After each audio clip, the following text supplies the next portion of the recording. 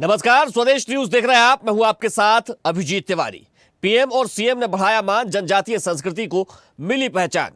भगवान बिरसा मुंडा की जयंती पर मध्य प्रदेश, छत्तीसगढ़ और झारखंड समेत कई राज्यों में जनजातीय गौरव दिवस पर समारोह हुआ।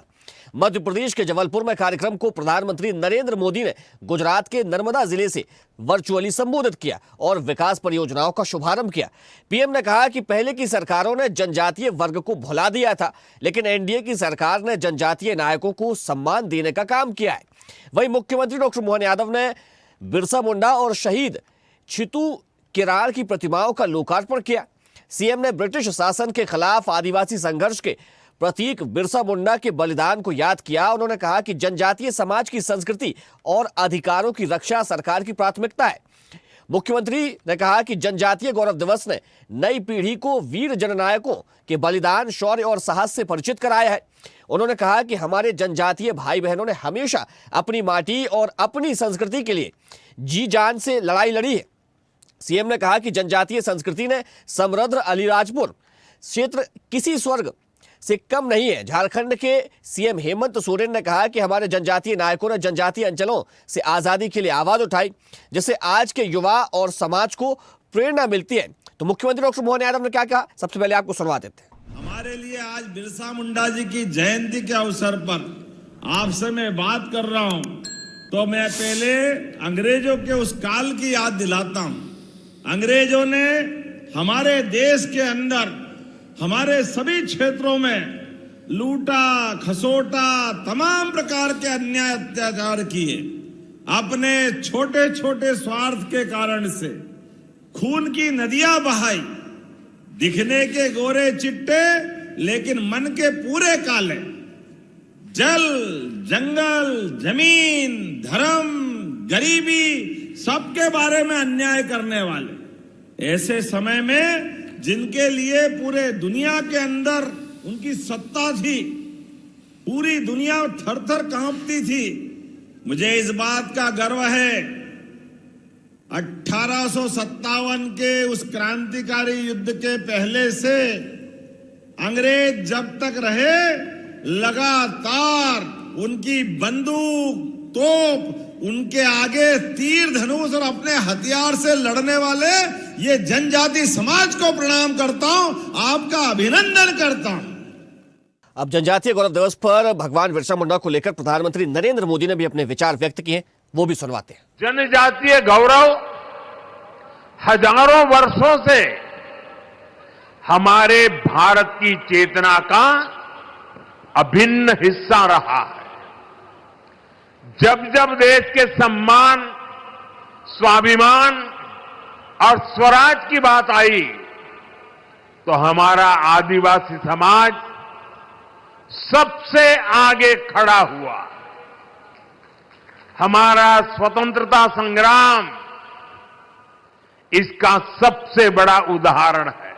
मध्य प्रदेश के तात्या भील, छत्तीसगढ़ के वीर नारायण सिंह, झारखंड के तेलंगा खड़िया, असम के रूपचंद कंवर और ओडिशा के लक्ष्मण नायक, ऐसे कितने ही वीरों ने आजादी के लिए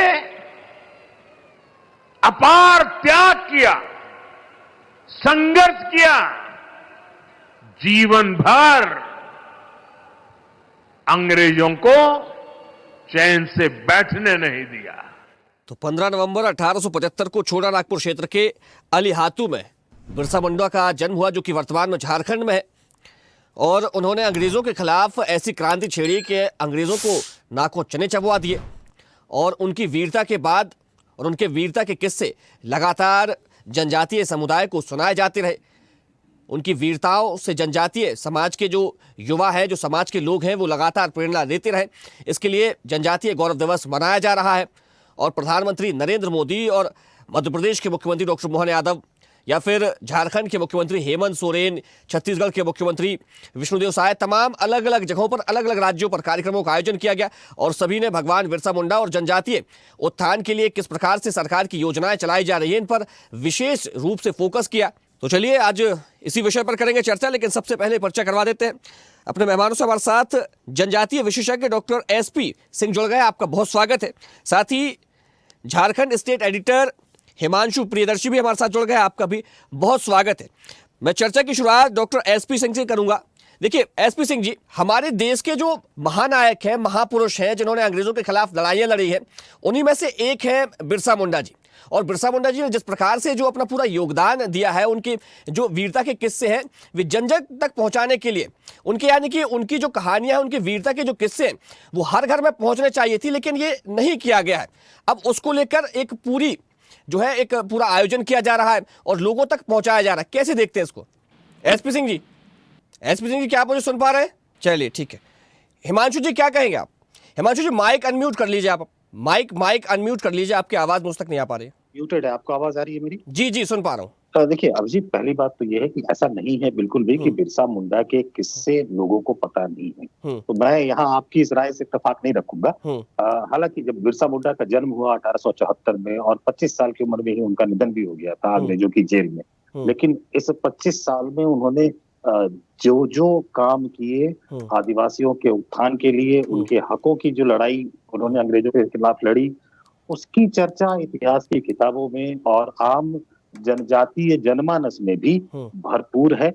सबको पता है कि बिरसा मुंडा कौन थे। ठीक है। हाँ, बिरसा मुंडा के नाम पर राजनीति जरूर की गई है। ठीक है, बिरसा मुंडा को आगे रखकर जनजातियों के हितों की बातें की गई आजादी के बाद कई सरकारों द्वारा, लेकिन जो लाभ उनको उन तक पहुंचना चाहिए था, पहुंचा नहीं।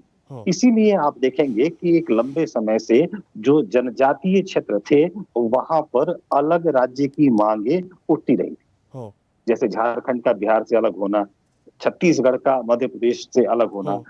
जहां जनजातियों का ज्यादा बोलबाला था, ज्यादा आबादी थी, वहां उन लोगों ने ये मांगी थी कि हमें एक अलग प्रदेश दिया जाए। और जब उनके पास अलग प्रदेश मिला तो उनके विकास की रफ्तार है ना, उनके नेताओं ने थोड़ी तेज की। आप झारखंड के कंटेक्स्ट में ये बात कह सकते हैं, छत्तीसगढ़ के संदर्भ में ये बात कह सकते हैं।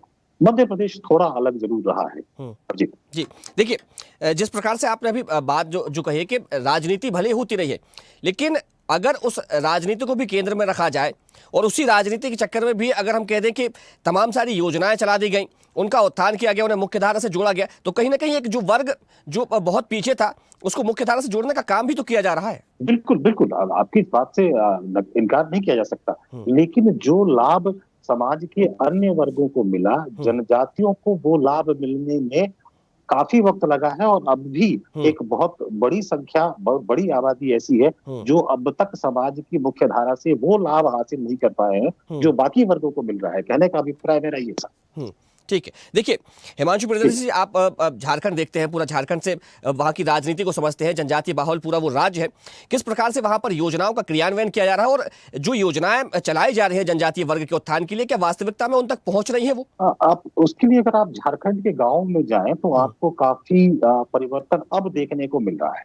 ठीक है, जब झारखंड अलग हुआ तब भी जो पहले मुख्यमंत्री वहाँ के बने बाबूलाल मरांडी, वो भी आदिवासी समाज से ही आते थे। और आज के जो मौजूदा मुख्यमंत्री हैं हेमंत सोरेन, जो कि लगातार दूसरी बार मुख्यमंत्री बन रहे हैं, ये भी आदिवासी समाज के ही हैं। इनके पिता, जिनको आदिवासी समाज दिशोम गुरु के नाम से जानता था, शिबू सोरेन, जिन्होंने झारखंड के आंदोलन में, झारखंड राज्य की मांग के लिए जो आंदोलन हुआ था, उसमें उन्होंने काफी बड़ी भूमिका निभाई थी। उसके बाद जब झारखंड मिला है, आप अगर वहां के गाँव में जाएं तो आपको बहुत सारी योजनाएं धरातल पर होती नजर आएंगी। ना, मैं कुछ योजनाओं के नाम ले लेता हूं, और सरकार का एक विभाग भी है जो खास तौर पर इस पर काम करता है। आज भी अगर आपने हेमंत सोरेन जो मुख्यमंत्री हैं, उन्होंने जो आज भाषण दिया है बिरसा मुंडा के जन्म स्थान उलिहातू, जो कि खूंटी जिले में पड़ता है, वहां पर तो आप देखेंगे कि वहां भी उन्होंने लगभग 8,799 करोड़ रुपए की 1,087 योजनाओं का शिलान्यास और उद्घाटन किया है आज की डेट में। तो ये बड़ी खबर है।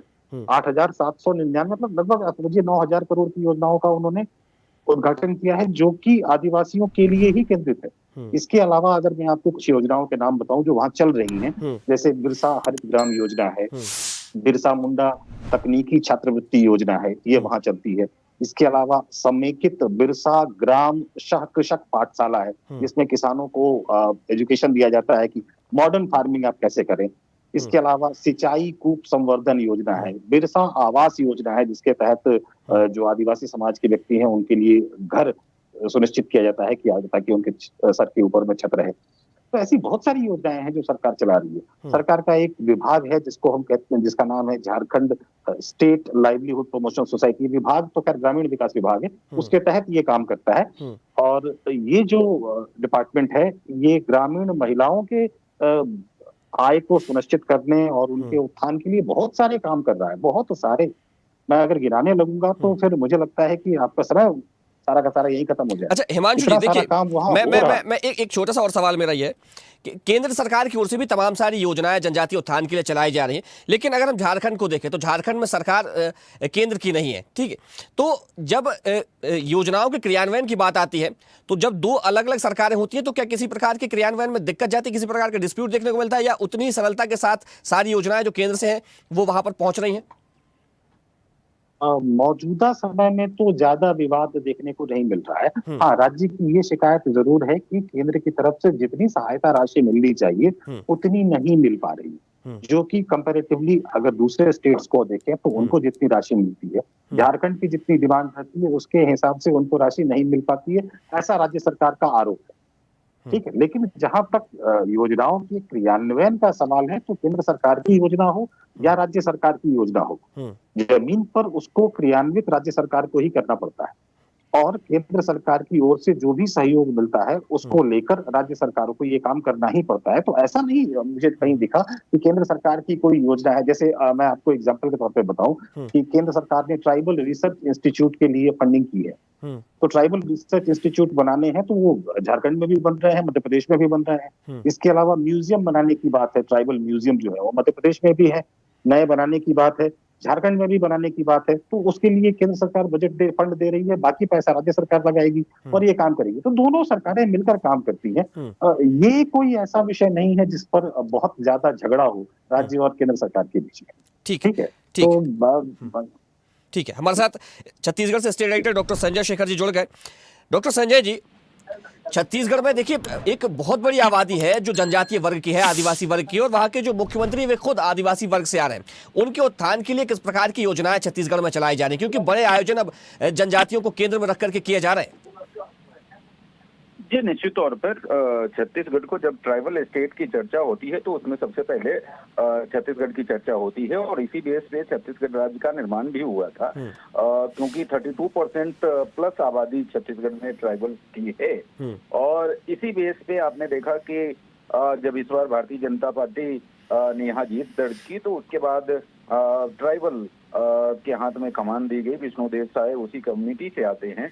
जहां तक आपने कही कि ट्राइबल डेवलपमेंट के लिए क्या किए जा रहे हैं, तो ट्राइबल डेवलपमेंट को लेकर के अगर छत्तीसगढ़ के तमाम विभागों की बजट की बात की जाए तो सर्वाधिक बजट अगर अलग अलग विभागों के सभी जो ट्राइबल डिपार्टमेंट का खुद का बजट होता है, ट्राइबल सब प्लान होता है, वो दोनों को अगर जोड़ दिया जाए तो मुझे लगता है कि सभी डिपार्टमेंट से सबसे ज्यादा बजट ट्राइबल के लिए है। अभी पिछले कुछ दिनों में ट्राइबल की इलाके की जब हम बात करते हैं तो बस्तर और सरगुजा दो क्षेत्र आते हैं, दो संभाग आते हैं जहां सबसे ज्यादा आबादी है। और बस्तर की जब बात होती है तो बस्तर में नक्सलवाद एक बड़ा मुद्दा था जिसको लेकर के लगातार वहां पर दिक्कतें थी, और मौजूदा सरकार नक्सलवाद से लेकर के लड़ने में जिस तरह की कोशिशें की हैं और जिस तरीके सरकार मिलकर और उसके लिए एक डेडलाइन निर्धारित की, बल्कि बस्तर के डेवलपमेंट को लेकर के वहां पर अलग अलग योजनाओं के माध्यम से पूरे बस्तर संभाग को जो है समाज की मुख्य धारा से जोड़ने के, डेवलपमेंट की मुख्य धारा से जोड़ने के लिए जो पिछले 2 साल में काम हुए हैं उसकी सराहना पूरे देश के स्तर पे हुई है। और आप देखेंगे कि कई इलाके ऐसे हैं जहां पर कभी सोचा नहीं जा सकता जाने का, जैसे पुवर्ती जैसी एक जगह है जो कुख्यात नक्सली हिरमा का गांव हुआ करता था, वहां कभी 2 साल 3 साल पहले तक सोचा नहीं जा सकता था जाने का, लेकिन अभी आप जाएंगे तो वहां पर सड़कें बन रही है, वहां पर अस्पताल खोले जा रहे हैं, वहां पर डेवलपमेंट के अन्य सारे कार्य किए जा रहे हैं। तो डेवलपमेंट को एक नए सिरे से प्रभावित करने की कोशिश की गई है। कई सारे एजुकेशन को लेकर के, ट्राइबल बच्चों का जो एजुकेशन है उसको लेकर के अलग अलग योजनाओं के माध्यम से, और जो मेधावी बच्चे हैं उनको राजकुमार कॉलेज जैसे और जितने भी बड़े स्कूल्स हैं वहां पर उनको सामान्य लोगों के बच्चों के साथ उनको पढ़ाने की व्यवस्था, उनके छात्रवृत्ति की व्यवस्था, और उनके रहने के लिए हॉस्टल्स और बाकी व्यवस्थाएं, अगर वो सिविल सर्विसेज की तैयारी कर रहे हैं तो दिल्ली में उनके लिए हॉस्टल और कोचिंग की व्यवस्था इत्यादि तमाम सारी चीजें जो है सरकार की तरफ से की जा रही है। और जनजातीय गौरव दिवस आज जब मनाया जा रहे हैं तो उनकी जो संस्कृति है उनका संरक्षण किस तरीके से हो, उनकी जो परंपरा है, उनके जो खान पान है उसको किस तरीके से सहेजा जाए, इसको लेकर के भी काम किया जा रहा है। और अभी जनजाति बिरसा मुंडा, भगवान बिरसा मुंडा की 150वीं जयंती जब मनाई जा रही है तो आज से पूरे प्रदेश में जनजातीय गौरव दिवस मनाया जा रहा है। आज आपने देखा बस्तर में, आपने देखा मुख्यमंत्री थे, उसके बाद बिलासपुर में है, सरगुजा में एक बड़ा कार्यक्रम आयोजित होने वाला है।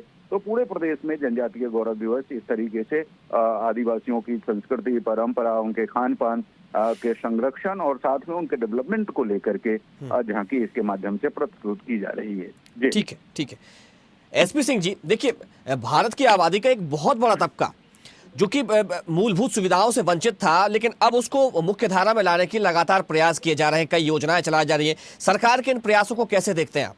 जो कार्य किए जा रहे हैं, मोबाइल चिकित्सा, जनजातीय ग्राम उत्कर्ष अभियान और जनजातीय उद्यमिता शिक्षा के लिए 300 बनधन विकास केंद्रों के उद्घाटन और एकलव्य मॉडल योजना, ये सब जितने कार्य हैं करीब 450 करोड़ और मॉडल जो तैयार किए जा रहे हैं वो जनजातीय क्षेत्रों के विकास के लिए एक नई दिशा है। और ये भारत सरकार का, हमारी सरकार का, मध्य प्रदेश सरकार का एक जो मुहिम है, इससे जनजातीय संस्कृति विकसित होगी। उनके अंदर जो एक हीन भावना की स्थिति थी, जो शिक्षित करना है आदिवासी अंचल में, ये कार्य जो किए जा रहे हैं इस पर सतत प्रयास किया जाना चाहिए और जगह जगह इस पर काम किया जाना चाहिए। सांस्कृतिक संरक्षण उनका बना रहे, ये काम किया जाना चाहिए और जगह जगह संग्रहालय इस तरह निर्मित हों। ऐसे स्वतंत्रता संग्राम सेनानियों को अगर उनके बारे में बताया जाए तो लोगों में जागरूकता ज्यादा बढ़ेगी और आदिवासी अंचल जो नक्सलवादियों की विचारधारा की बात थी उससे काफी कुछ चेंज आएगा, एक परिवर्तन शुरू हो गया है, तो ये किया जाना चाहिए। देखिए एसपी सिंह जी, जनजातीय वर्ग की संस्कृति जो है वो बनी रहे, उनका उत्थान होता रहे और उनके अधिकारों पर कोई जो है वो डाका न डाल सके, इसके लिए तमाम तरह की योजनाएं चलाई जा रही है, जैसे पैसा एक्ट ही चलाया जा रहा है। ऐसी योजनाओं को लेकर क्या कहेंगे? ये योजनाएं निरंतर बनी रहनी चाहिए, उसमें जागरण बना रहे और लोगों का सहयोग बना रहे। योजनाएं चलाई जाना, उसकी निरंतरता अगर बनी रहेगी तो जागे आके उसका कार्य रहेगा। निरंतरता होनी चाहिए और सब में जागरूकता आनी चाहिए। यानी कि अगर कोई योजना चलाई दी जाती है तो उसकी निरंतरता बनी रहे और उसकी मॉनिटरिंग भी सतत की जानी चाहिए। जी बिल्कुल, जब तक निरंतरता नहीं होगी, उसके आउटपुट नहीं देखेंगे, आउटकम, और उसमें हम चिंतन नहीं करेंगे तो ये व्यवस्थाएं फलीभूत कितने स्तर तक होंगी ये कह नहीं सकते। इसलिए निरंतरता जरूर है, जागरूकता जरूरी होनी चाहिए। जो हमने मुहिम उठाई है वो मुहिम आदिवासी अंचलों के लिए, जनजातीय के लिए जरूरी है, क्योंकि अगर आज हम गौरव दिवस मना रहे हैं तो ये हमारे लिए एक अच्छी परंपरा हमने विकसित की है, सरकार ने विकसित की है, ये निरंतर रहनी चाहिए। ठीक है हिमांशु जी, पहले हम देखते थे कि जो जनजातीय वर्ग के जो लोग थे वो सुदूर क्षेत्रों में रहते थे, बड़ी मुश्किल से अपना जीवन यापन कर पाते थे, लेकिन जब से सरकार ने तमाम सारी योजनाएं उनके उत्थान के लिए चलाई हैं, अब तो अगर हम छात्रवृत्ति योजना की बात कर लें तो जो जनजातीय वर्ग के छात्र हैं उन्हें विदेशों तक पढ़ने के लिए जो है वो पूरी सहायता की जा रही है। बिल्कुल अभिजीत, इसमें कोई शक नहीं है। सरकार बहुत सारी योजनाएं चला रही है जिससे आदिवासी समाज अपने क्षेत्र में रहते हुए, यानी अपनी विरासत को, अपनी संस्कृति को सुरक्षित रखते हुए भी समाज की मुख्य धारा में शामिल हो जाए। और समाज में जो आधुनिकीकरण हो रहा है उससे वो वंचित न रह जाए। सरकार की ये योजना है। सरकार चाहती है कि आदिवासी युवक युवतियां जो हैं वो शिक्षित हों, अच्छे शिक्षित हों और समाज की मुख्य धारा से जुड़े। इसके लिए जो भी विकास के कार्यक्रम हो, चाहे वो स्थान विशेष के विकास के कार्यक्रम हो या व्यक्ति विशेष के विकास के कार्यक्रम हो, सरकारों द्वारा उसको संचालित किया जा रहा है। और मैं कहना चाहूंगा कि सरकार कोई भी हो, जहां भी जनजातीय आबादी का प्रतिशत अधिक है, वो सरकार अपने जनजातियों को साथ लेकर चलने की भरपूर कोशिश कर रही है, चाहे वो झारखंड की सरकार हो या छत्तीसगढ़ की या फिर मध्य प्रदेश की। यानी कि सरकारें कहीं पर भी हो, सभी का जो फोकस है वो सिर्फ इस पर है कि जनजातियों का उत्थान होना चाहिए। बिल्कुल बिल्कुल, आप बिल्कुल ठीक कह रहे हैं और इसके लिए काफी सारे प्रयास किए जा रहे हैं और केंद्र की जो सरकार है वो तो अपनी तरफ से जो प्रयास करना चाहिए वो कर ही रही है। ठीक है, संजय शेखर जी क्या कहेंगे? देखिए, लगातार अगर डेवलपमेंट की बात की जाए, आदिवासियों के उत्थान की बात की जाए, है देश का न केवल बिहार की बात की जाए, झारखंड की बात की जाए, छत्तीसगढ़ की बात की जाए, मध्य प्रदेश की बात की जाए, राजस्थान का कुछ इलाके हैं जहां पर ट्राइबल पॉपुलेशन है। लेकिन इसको डेवलपमेंट को लेकर के पिछले जब से अलग ट्राइबल डिपार्टमेंट बना हम अटल जी की सरकार में, तब से लेकर के एक नया अप्रोच देश के जो निर्माता है, देश के जो कर्णधार हैं और पॉलिसी मेकर्स हैं, उनको एक नई दृष्टिकोण मिली है और इस दृष्टिकोण को लेकर के अब लगातार काम भी धरातल पे हो रहे हैं। अलग से बजट आवंटन होने की वजह से जो बजट है वो इस इलाके में खर्च हो रहे हैं और अभी विशेष तौर पर आप ट्राइबल जो एरियाज को देखेंगे तो वो मिनरल रिच एरियाज हैं और मौजूदा सरकार जो केंद्र सरकार है उसने मिनरल का जो डीएमएफ फंड है वो उसी इलाके में खर्च करने की जो योजना बनाई है उससे भी काफी लाभ मिल रहे हैं।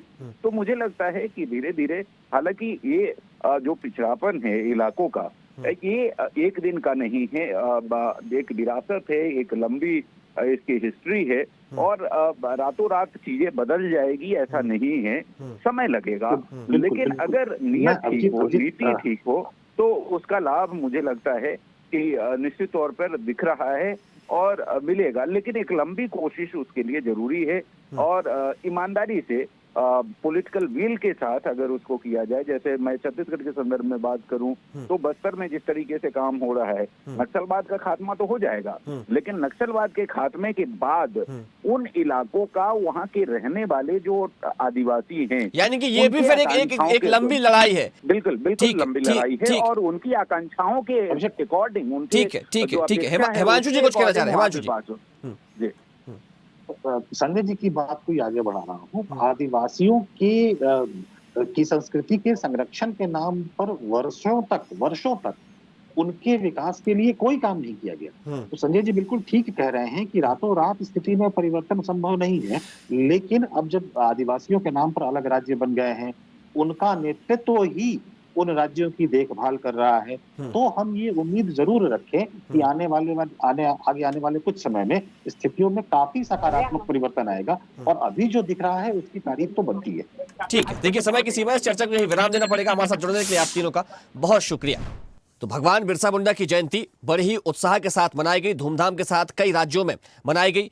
चाहे झारखंड की बात करें, मध्य प्रदेश की बात करें या फिर छत्तीसगढ़ की बात करें, तमाम राज्यों में बड़े उत्साह के साथ मनाई गई। कई योजनाएं जनजातीय उत्थान के लिए चलाई जा रही हैं, चाहे छात्रवृत्ति योजना की बात करें या फिर उन्हें स्वरोजगार से जोड़ने की बात करें। ये योजनाएं लगातार निरंतर जारी हैं और कैसे जनजातियों को ज़्यादा से ज़्यादा योजनाओं का लाभ मिल सके उसके लिए काम किया जा रहा है, जागरूकता अभियान चलाए जा रहे हैं और उन्हें मुख्य धारा से जोड़ने का काम जो है वो लगातार जारी है। फिलहाल चर्चा में इतना ही। देखते रहिए स्वदेश न्यूज, सबसे पहले देश। देखते रहिए स्वदेश न्यूज। अगर आप इस वीडियो को सोशल मीडिया हैंडल फेसबुक या इंस्टाग्राम पर देख रहे हैं तो हमें फॉलो करें, अगर यूट्यूब पर देख रहे हैं तो सब्सक्राइब करें और बेल आइकन दबाना ना भूलें।